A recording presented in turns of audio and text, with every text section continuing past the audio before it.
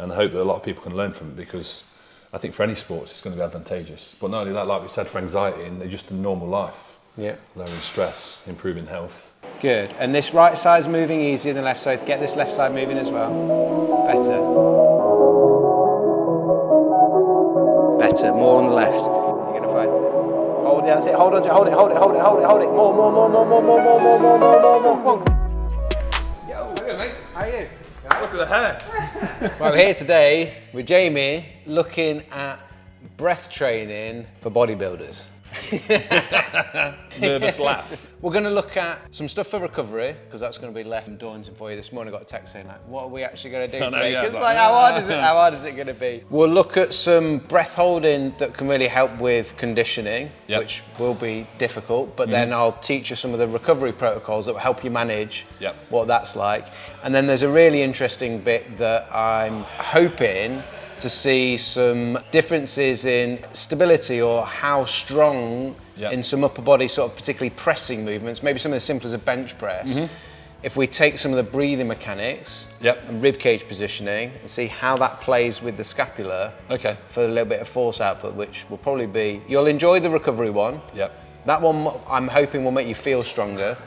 So you'll like that. Lovely. The breath holding you won't like, but it's a great way for the conditioning stuff to get some easy wins on some adaptations without doing anything extra to your training. Yeah, awesome. I'm looking forward to it. It says one size fits all. Well, they are stretchy, aren't they? We're just going to assess a couple of little things. First one's really easy. I'm going to time 30 seconds. And you're just going to observe your breathing. And you're going to count it. When you count your breathing, you automatically slow it down by about 20%. So try not to slow it down. Try not to control it. I haven't told you anything about what's good or bad. So leave your own perceptions of what's good and bad breathing to one side, and just see how are you breathing before we've done anything. Counting gives us an idea of the rate, the speed at which your brain wants you to breathe out on auto, so long as you just let it be auto. And then the other thing would be to put one hand on your chest and one hand just below your sternum. Just to have a feel of where the movement's coming from. In and out is one breath. So in 3, 2, 1, go. So just let it just happen. Observe rather than try to do anything with it. Feel which hands feel like they're moving. Don't lose count. And have a notice of like the size of the breath. How big does it feel? And what's like the direction of it? Because we'll also then get my observation compared to your feeling. And stop. I think it's 9. Cool, so 18 for a minute. We're going to influence it and improve it. With your breathing, with your nervous system, with your body, if I can be more efficient with my breathing, I don't have to do as much. And if you change your base level to be more efficient, so it's doing less when you're not doing anything, you have a greater capacity to do more stuff when you go train. I've just ran up and down Snowdon 9 times last week. So normally I'm bigger than this. I've had a bit of atrophy, right? Running nearly 9,000 meters up in 90 miles. Wow. When I'm running at a pace that's like a 30-minute 5K pace, something like that, maybe a little bit faster, a 10K an hour type of pace, I'm breathing at about 20 breaths per minute. Wow. And I know we're not the same bodies, clearly we're not the same bodies, but you're currently breathing similarly to sat down to me running. And so one thing we're going to do is make it easier for you to breathe so you don't have to breathe as much. Even if we just do that today, you'll feel mega. You'll be able to take that through every day until you die. Cool. Because breathing more efficiently so the system is calmer, it makes a lot of sense. When you were here, what did it feel like? I was breathing from here. Okay. And what direction? Probably up and out and up a little bit. Out and up a little bit, It's sort of moving through here. We're going to look at getting that movement to come from a little bit lower down and a little bit, rather than just up and out, we're going to look at getting a bit more expansion three-dimensionally and working lower down around the ribcage. The other one we'll do then is, we were talking about that sensation around anxiety to do with the breathing. We measure our sensitivity to CO2 or our tolerance of CO2 by doing a relaxed breath hold after a normal breathing cycle. So we like breathe in normally, breathe out normally, pinch the nose, hold the breath, but without any willpower. I'll time it in seconds. And how long you can comfortably just sit there relaxed until you get your first urge to breathe in. So your neck might twitch or your chest might twitch. You just feel like you need to breathe in. You don't fight any urges. It's not no willpower involved. You let go, trying to see what the auto is. You breathe in, and breathing should be relatively. You shouldn't let go and feel out of breath because you're not using any willpower. Cool. What people normally do now are preemptive. What people normally do, they go. So just normal. Just as we're there like that, it was relatively calm and stuff. You don't have to do that with your hands, but I mean, just as you were, just breathing away. So you just breathe in normally, breathe out normally. When that normal exhale's finished, pinch the nose, and I'll start the stopwatch. And then you just relax and just wait for the urge to breathe in. So in, out, go. So you're just waiting for the first definite desire to breathe in. Don't use any willpower. When you feel that urge, you let go and you breathe in. And your breathing should feel relatively normal. 19. Your inhale was you could hear, so normal breathing, I can't hear you breathing. That one. A little bit. In, So maybe 17, 18, something like that. Okay, which is not too bad. Which is good news, is it means I can push you on some breath holds. If that's really low, someone would probably not benefit initially. If it's like below 10 seconds, trying to do breath holds during some conditioning work is going to be a bit too stressful. We want that around about 25 or above. Okay. And doing some of this stuff will help to just improve that tolerance of that. Cool. Left knee over the top, right leg straight and over, and just this is going to then be passive. Keep that knee on the floor. Use your strong arm to keep that, and then reach up. Keep that knee down. We're going to fix the hip by sitting on the heels. Left elbow by left knee, hand on your ear or back of the head, but you're not actively creating that rotation. Okay. Cool. And then the other side. Do you want the good news or the bad news? Bad news. But it's all good news because it's like the improvements. I've done it with some big rugby players, but I've not ever done it with anyone as big as you. Your muscle bulk is going to play a role, but there's no reason why getting the ribs smooth isn't going to help with the spine move, isn't going to help with the shoulder. So it's tight. It's tight. Right. So that side was the tighter one. The left side. Open over the shoulder. Good. And then arms. Take your hand back towards the floor. Okay. Keep the shoulder back. And just see where your actual internal rotation is. So let that come forward. And see, like it won't go any. If I keep your shoulder down, it won't go any further than that. Shoulder blade sits on the back of the rib cage. Influences how your shoulder moves. Your arm is part of your shoulder. The glenohumeral joint. So how this humerus rotates in the joint is affected directly by the position of the scapula. The shoulder blade. The shoulder blade position is dictated by the rib cage. Your diaphragm moves down and flattens out. In order for the diaphragm to move down and flatten out and expand, the ribs themselves need to widen. We call the angle the lowest ribs these ribs make with your sternum, the infrasternal angle. That wants to widen, so I want to get expansion. And the ribs go all the way around and connect into the spine at the back. You'll get a lot of freedom through the spine by getting the ribs to actually move. I'll give you a drill to do that's going to change the sensation from like just rising up towards the ceiling, which is like one-dimensional, to like expanding all around. Okay. I want you to just be aware of the pressure sensation through your bum. Feel more of your rib cage actively on the floor behind you. If you actively keep the rib cage connected to the floor, you get some expansion out to the sides, and even let it out, just take a few, but keep it quiet, keep it gentle. If you're actively aware of rib cage back, you get some expansion of these ribs out to the sides, as well as this moving up, and you should be able to create a sensation where you get air going into the back of the body. You'll feel more of those ribs pushing against the floor. Yeah, you definitely feel it coming out. Yeah. Floor is giving us feedback of, is my rib cage in line or not? Yeah. And I want you to think about breathing into the face, not up the nose. Because breathing into the face is where your airway goes back and then it goes down. It doesn't go up your nose to your brain.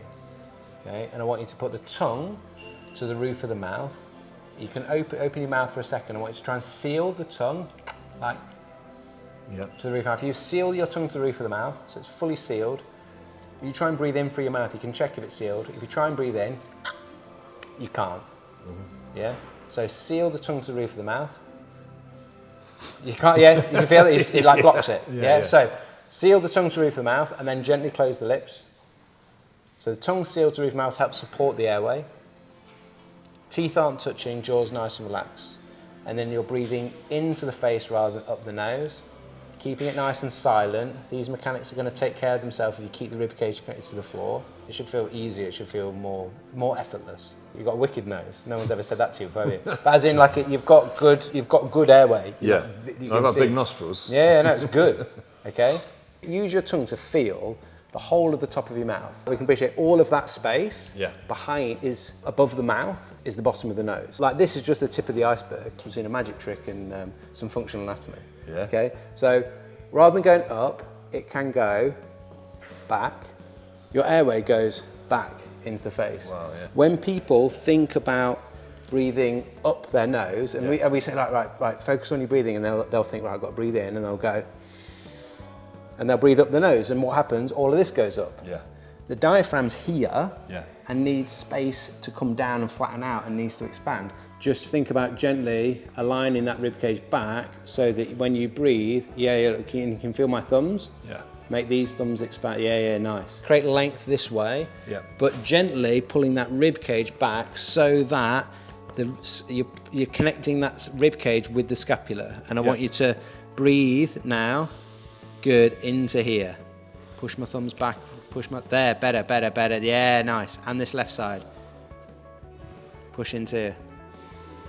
Nice, better, more on the left. The left is this tight side, remember, one more. Your ribs connected into your T-spine. Yeah. Ribs on the left weren't moving as much. Yeah, okay.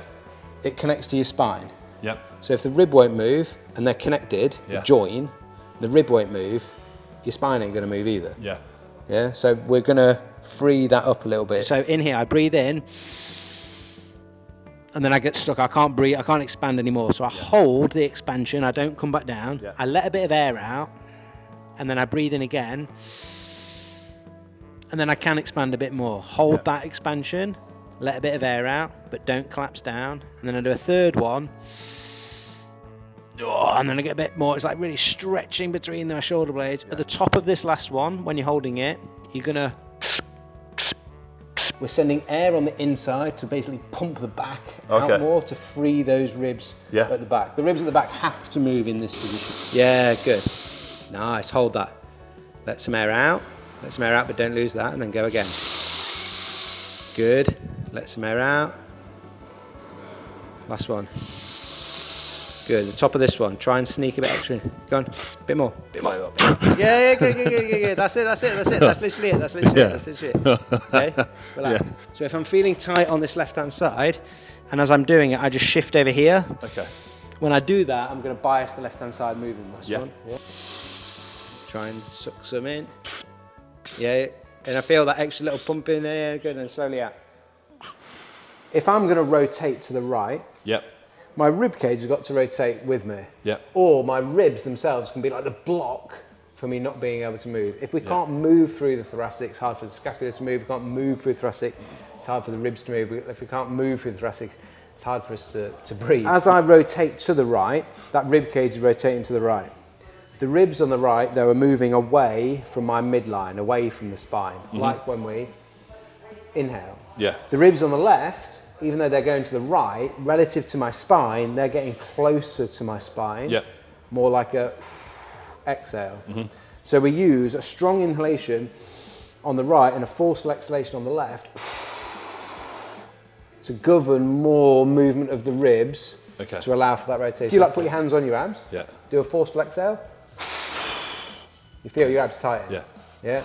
They're drawing the ribs down and in together. And then just relax to start with to see where our, keeping that down, see where our starting position is there. Yeah. So we're looking at like this space here. Okay. We're going to try and get the whole rib cage to move this way. These ribs of the inhale, they want to go over here.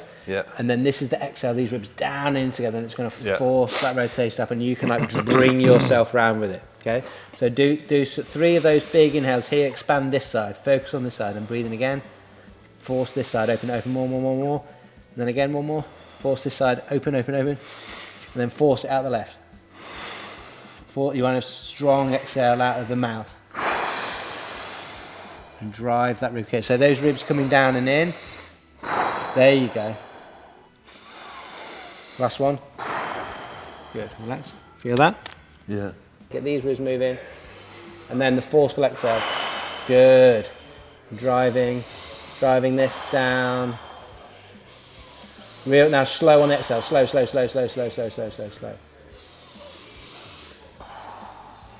Good.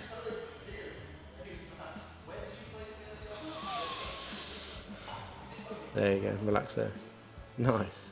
Oh yeah. Feels like a good stretch if nothing else. Yeah. Okay, and then hold that there. Just in that position, just think about the same thing. How are you going to move the ribs? Good. Okay, hold there, stay there. Good, swap sides.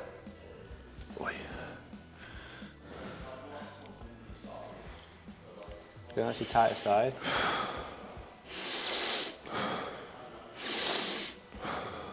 Stay there.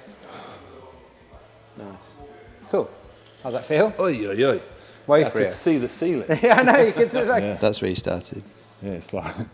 Yeah, then you're almost vertical, almost like 180. Yeah. Inside.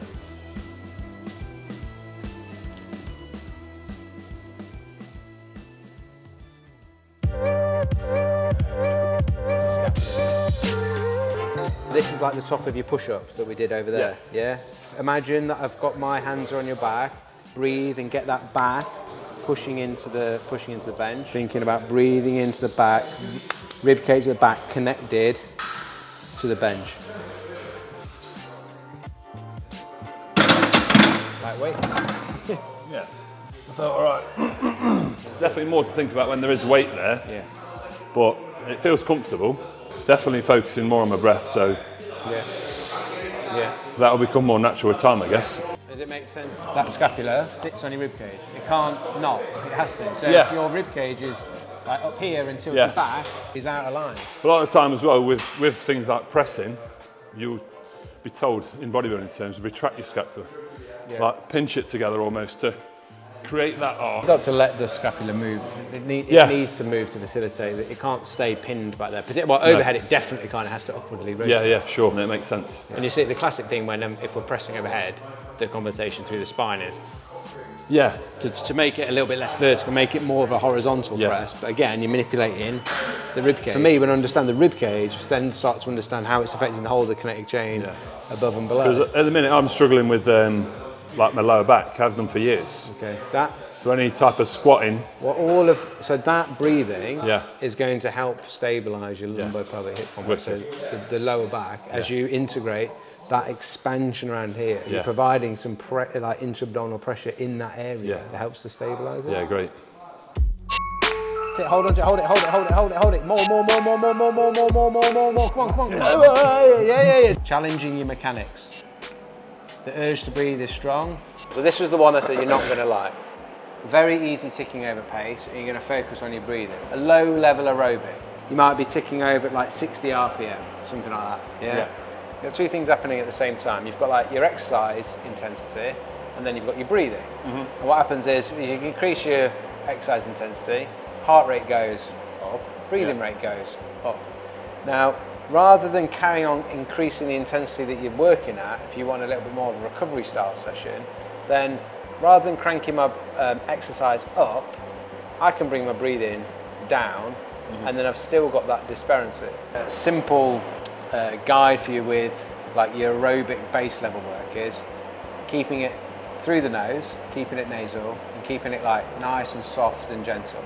And from everything that we've just done now, it's quite nice to go, right, now you're moving, you're still, it's not like running, you're sort of semi in an isolated environment, you're stationary, but your legs are moving, going on. Your body position is slightly different from where we were before. Take what we've learned and breathe with good mechanics. Good, so into the back. Good, and this right side's moving easier than left side. Get this left side moving as well. Better. See, and it's as simple as that. Like, I just give you some feedback with my hands, and then did you feel the difference? Or that is like, now the left side moves more, okay? So awareness of that, awareness of things we're taught. So tongue position, roof of the mouth, into the face, not up the nose, because that's going to help with those mechanics. And then keep that ticking over at 60, but make the breath more gentle. So a nice thing to listen to the breathing. As you quieten your breathing, you're going to be breathing less than your body wants to. When you breathe less than your body wants to, that's a way for training its aerobic efficiency. Yeah. When you're breathing less than your body wants to, you're keeping a bit more CO2 inside. CO2 is a vasodilator, helps with blood vessels, blood circulation, helps blood vessels dilate. And it also is a catalyst that allows oxygen to be released from red blood cells. So you increase the oxygen delivery capacity by working on your CO2 tolerance. So you know that little test we did at the start where you held your breath for 19 seconds? Yeah. That was a measure of your tolerance or sensitivity to CO2. We've got two ways to work on building that up. Yeah. This is one, breathe less than your body wants to. When you breathe less than the body wants to, you're not breathing out as much CO2. Yeah. That sense of air hunger, that's CO2 that you're not letting out. But you can help recalibrate that body's relationship with CO2. Your air hunger, the desire to breathe, is not because this is low. It's just because CO2 is high. 95 to 99 is normal. So you're sat at 96, 97. So when you hold the breath, then CO2 goes up real high. You're really keeping it inside. Yeah. So that's the way to force adaptation. Yeah. Yeah, some real strong adaptations for like anaerobic capacity in that. So if we're working on like conditioning work, anaerobic threshold, lactate threshold. Yeah. When you hold the breath, you're going to pinch the nose. There's a gas in the nose called nitric oxide that also is a vasodilator and helps to really unblock the nose. You're going to hold the breath after an exhale. So a normal in, normal out, then we'll pinch the nose and hold the breath. And then when you feel like you've challenged your breath hold a bit, let go and breathe in and breathe that nitric oxide that we'll have trapped in the nose, breathe it into those upper airways. A normal breath in, you don't have to do a big preparation or anything. Normal breath in, normal breath out, pinch the nose. Hold your breath and try to breathe in. Try and breathe in. You feel like a weird pulsing from your diaphragm. Feel something in there? Yeah. That's going to happen when CO2 reaches a level that your brain wants you to breathe. I want you to use your strong willpower to feel that, know that it's just CO2. Yeah. We're going to improve your CO2 tolerance, which is good for all aspects of our health and well-being. Yeah. And the diaphragm will pulse, that's normal. You're going to relax into it. Relax the neck, relax the chest, relax the stomach, and try and stay relaxed with it. Now you've got to fight against it, but relax into it. Good, stay with that, stay with that. You can do more, you can do more, you can do more. Yeah, so that's it, good, good. Keep the mouth closed. Breathe in.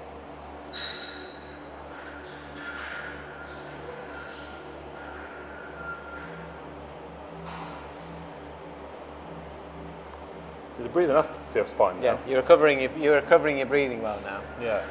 Yeah. It's just that. Yeah. You see him in the films like. Yeah. And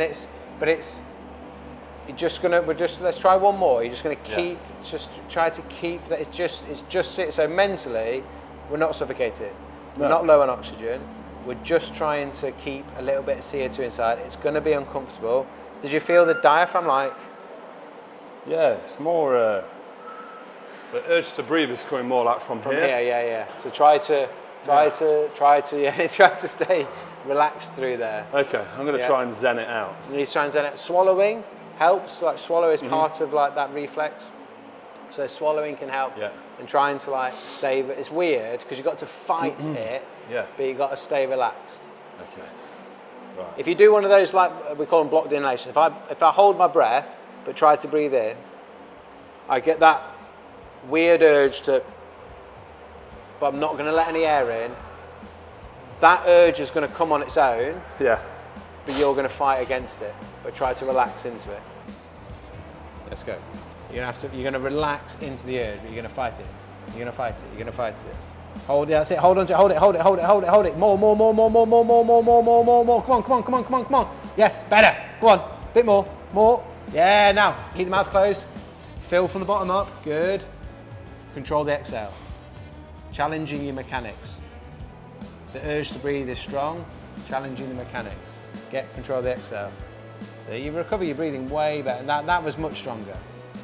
Yeah, it was right. Yeah, look, and then you breathe. So when you can talk, I know your breathing's back to normal. Because talking is a controlled exhale. No, it was, nice. It's definitely different. Change something psychologically in the brain. I can see how you could perhaps get past that bit.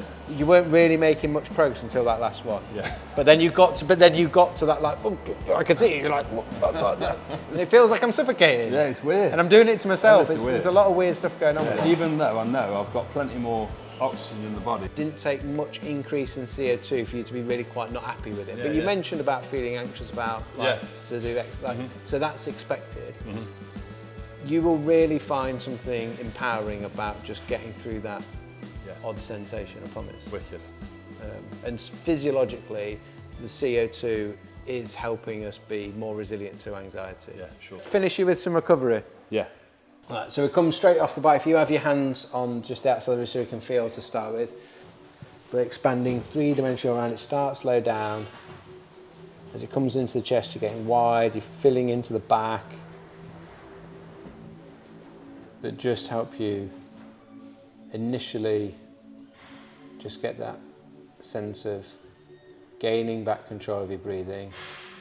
Maybe take one more, so diaphragm down, ribs expand out. Once this is expanded, we fill up into the chest. And then relax and just let go on the exhale. Just relax, just relax, just relax. Okay, and then just let your breathing settle. So don't try and control this next one, just let it settle. Focus on having tongue position to the roof of the mouth, breathing into the face, not up the nose. And just let the breathing settle. You've done some good work on the mechanics to teach yourself that new, nice three-dimensional expansion, always starting low down. And as you just let the breath settle, I want it to just calm and relax the chest, and the breathing's going to stay more down just here, so let it just settle and relax. Notice on the inhale, some gentle expansion. Good, but on the exhale, there's actually nothing you can do. You can rely on the natural elasticity of your rib cage, the lung tissue themselves, and the diaphragm is very fascial. So I want you to think about, let the exhale happen, just let it happen. The inhale, just settled, calm, gentle, let the exhale happen. There's some gentle movement on the inhale. The exhale will happen automatically if you just let go a little bit. And just keep relaxing the rib cage, relaxing the chest, let that breathing just settle. And then start to listen to the breath and feel the breath as it comes through the nostrils, reminding you that it's coming into the face, not up the nose. And then keep the breathing on the inhale very gentle, soft and relaxed. We'll extend the exhalation with that hum. So nice, gentle, quiet breath in, and then a just however long it wants to be, don't force it, and then a gentle, soft, relaxed breath in, not a rushed breath in. Hum on the way out. Don't force it, don't force it. Just let the inhale be gentle, soft, quiet. Good, and then slow on the exhale. So just literally relaxed. Hands there to feel your breathing. So in and out is one. Just let it happen. But obviously you've learned some stuff and felt some stuff. How big does it feel? Because potentially it might feel smaller than before. That's a sign of being more efficient as well. And the awareness and direction of the movement of the ribs. And stop. What was that? I think I'll have to watch it back. I think it was about 6. I was concentrating so much on the motion. It was definitely. I wasn't counting. Yeah, but if it was 6, then that'd be 12 for the minute rather than 18. Yeah. Which is a when you said it would feel different, it actually, wasn't. I was expecting to feel more movement. No. I felt less. Yeah, you don't need to. So because of being more efficient means you don't need to do it as much. Yeah. So slower and smaller. Yeah. They're the only two things you can do with your breathing. Yeah. You've only got the speed of your breathing and the size of each breath that the body can manipulate. Yeah. If you can breathe a little slower and a little smaller, That's like a double sign that you're being more efficient with your breathing. Yeah, no, it makes sense. Yeah. Yeah. Nice. I think you're taught naturally to think like big, deep breath in. Yeah. Much movement as possible, get as much air in the lungs. Yeah.